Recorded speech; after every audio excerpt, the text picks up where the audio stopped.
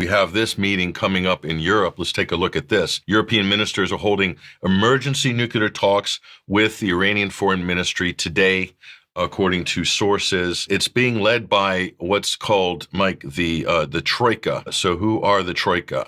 UK, Germany, France, plus Kalia Kallas. The Europeans, they need 3 presidents. They need a troika, but a troika is 4. So how does that work? Yeah, in Europe, 1 + 1 + 1 = 4. Right. Not meant to make sense, Mike, but that's what Brussels is all about. So what are the chances of peace between these artful dodgers here, Keir Starmer, Frederick Merz, who's already basically said, we're here to do Israel's dirty work, and then Emmanuel Macron, who quite frankly doesn't know whether he's coming or going. He doesn't know which way the door swings on a good day. And Kalia Kallas, well, she is basically a war hawk. Mm-hmm. Personally, I think that this is inconsequential. I can't imagine what leverage any of these Europeans will have on either the United States or Israel. They've been totally supine when it comes to Netanyahu, to the genocide in Gaza, and to the unprovoked war against Iran, an illegal war of aggression. The very thing that they're,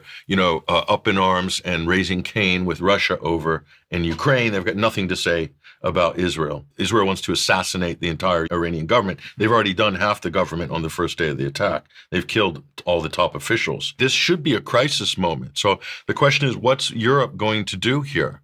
That's the big question. What can Europe do here? It almost looks like this is a distraction, because you have to remember, they're all working in concert with Israel. All of these people are diehard Zionists. They're totally in the tank with Tel Aviv and Netanyahu.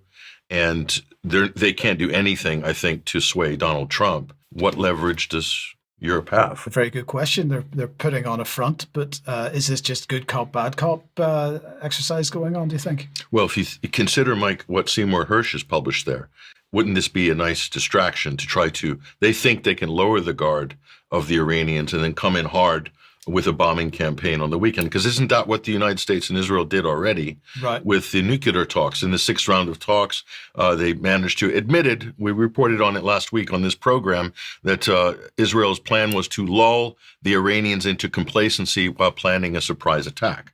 Now, do you think the Iranians will fall for that twice? I don't think so. No.